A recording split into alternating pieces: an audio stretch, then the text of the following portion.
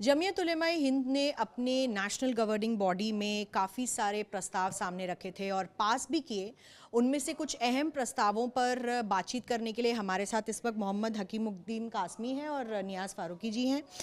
General secretary हैं आप sir Jamiat Ulema Hind के। पहले तो ये बताइए कि जो एजुकेशन को लेकर आपने एक प्रस्ताव रखा है, उसमें आपने कहा है कि जिन स्कूलों में सूर्य नमस्कार या तिलक लगाना या फिर जो हिंदू जो गाने होते हैं वो गाना, उस पर आपने जो है आपत्ति जताई है, तो उसके बारे में बताइए।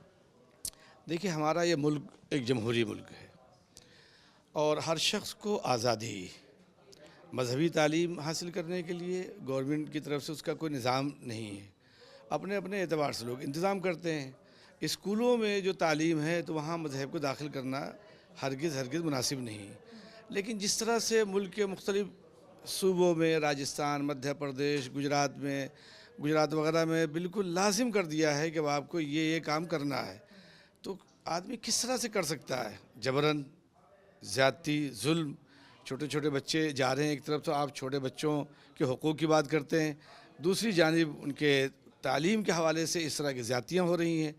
तो लामोहला जमीयत उलमा हिंद जो 300 साला जिसका अपना किरदार रहा है और उसकी अपनी ज़िम्मेदारी है कि मुल्क के मफाद में और अपनी कौम के मफाद में खुल करके सही चीज़ को सामने रखे, तो इस वजह से इस प्रस्ताव को लाया गया है और पेश किया गया है। इसमें किस तरीके के हिंदू गानों की बात हो रही है? जिससे कई स्कूलों में वंदे मातरम भी गाया जाता है, क्या उस पर भी आपत्ति है जमीयत? देखिए, मजहबी एतबार से हमें अलग अलग इसको करना होगा। अब बाज़ जगहों पे कुछ मूर्तियाँ रखी हुई हैं। वंदे मातरम के इशू को उठाकर डायल्यूट न करिए। वंदे मातरम के बारे में तो एक कंट्रोवर्शियल हुआ है, ठीक है, लेकिन हम तो बात कर रहे हैं कि वंदे मातरम की बात नहीं है, यहाँ बात है फेथ की। हमारे फेथ में अल्लाह के अलावा किसी को मानना या उसके सामने पूजा करना या उसके सामने सर झुकाना या ये हमारे यहाँ अलाउ नहीं है। वो बुनियाद हमें ऐसे कोई भी रूल अगर हम इंट्रोड्यूस करेंगे अपने स्कूल में जो हमारे ये जो वन गॉड मोनोथेइज्म के ख़िलाफ़ है, वो एक्सेप्टेबल नहीं है, न कभी भी हो सकती है। और ये हमारे मज़हब का बुनियादी हिस्सा है। ऐसा नहीं है कि इसको हम न माने तो भी हम मुसलमान रहेंगे।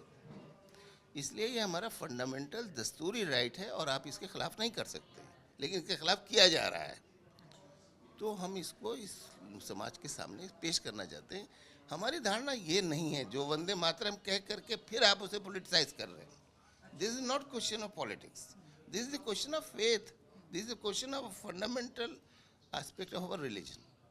आप हमें अपने मजहब से रोक रहे हैं, ये है इशू। तो आप कह रहे हैं वंदे मातरम से आपत्ति नहीं है? वंदे मातरम इसमें इशू नहीं है, हम उसको नहीं से वंदे मातरम पे भी आपत्ति सिर्फ इस वजह से थी कि उसमें कुछ ऐसी पंक्तियाँ थी कि जिसमें गॉड के एक होने का वो होता है, तो इसलिए जो है उसकी मुखालफत की गई थी। उसमें भी ऐसे किसी ऐसे हम भी देश के उतनी भक्त हैं, उतनी ही देश पे हम प्रेम रखते हैं।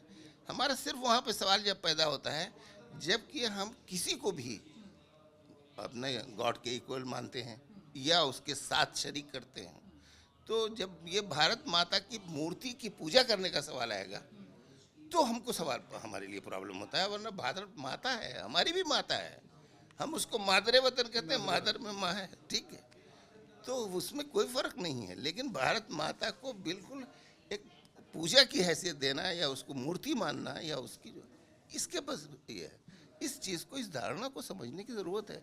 हम चाहते हैं कि इसे मुल्क के सामने एक्सप्लेन किया जाए कि हम किस वजह से कर रहे हैं, ये ज़्यादा इम्पोर्टेंट है।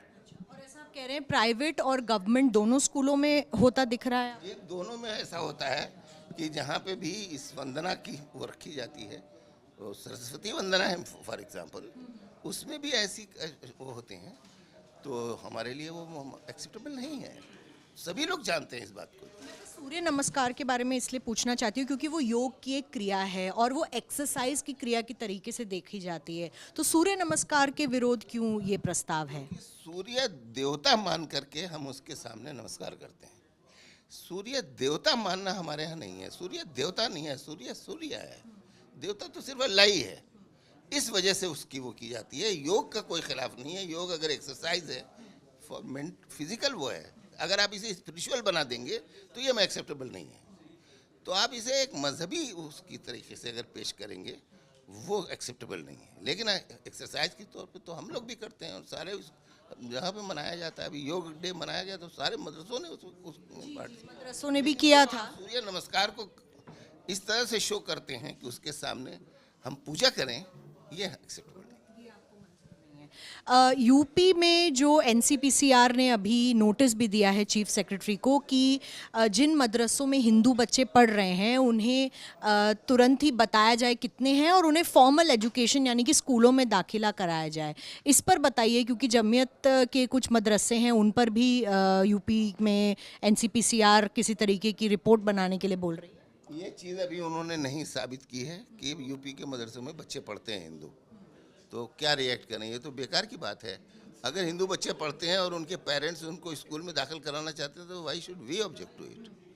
एक्चुअल में ये बच्चे तो खुद डिसीजन ले नहीं सकते, ये राइट है उनके पेरेंट्स का। तो अगर मुसलमान बच्चे के भी पेरेंट्स अगर के जो राइट्स हैं अगर आप उसको रिस्पेक्ट करते हैं, हमें कोई प्रॉब्लम नहीं है। लेकिन यहाँ ना बच्चा चाहता है, ना बच्चे के माँ बाप चाहते हैं, ना उनके गार्जियंस चाहते हैं, और आप ज़बरदस्ती करना चाहते हैं, ये गलत है। तो हम हिंदू बच्चों को आप स्कूल में बेशक दाखिल कराइए, इसमें क्या प्रॉब्लम है।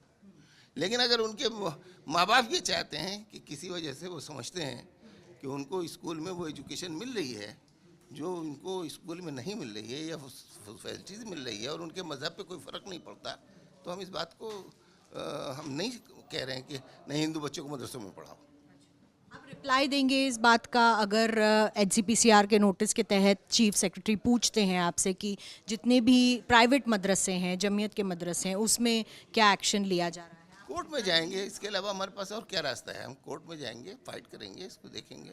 अभी तक यही होता रहा है कि जब भी इस किस्म के नोटिस दूसरे सूबों में आते रहे हैं तो हमने वो एक उसकी कॉपी भेज दी उनको कि साहब देखिए हमारे दस्तूर के अंदर ये, हमारे संविधान के अंदर ये लिखा हुआ है, और उसके मुताबिक उन्होंने फैसला कर लिया और मदरसों को छोड़ दिया गया एग्जाम आर्टिकल 21 के तहत जी।